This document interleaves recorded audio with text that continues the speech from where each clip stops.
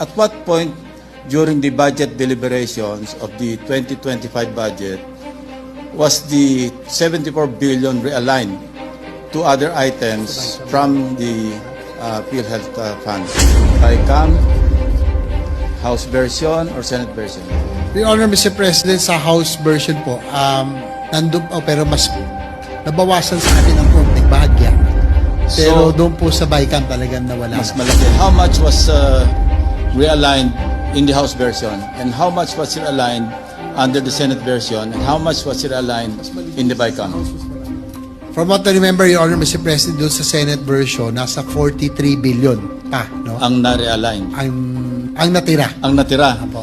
Out of the 74 billion. Yes, Your Honor, Mr. President. Tapos nung BICAM, doon nga lang po na nawala na talaga. Okay.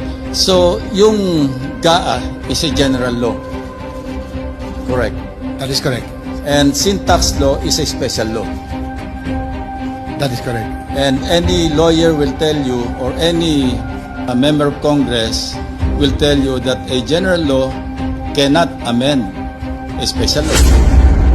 That is correct, Your Honor, Mr. In President. other words, what the Senate did and what the House did was illegal. Your Honor, Mr. President, that's already nasa subject na po yun siguro Alam sa ko po, Supreme Court. tinatanong ko lang. Alam ko nasa Supreme Court.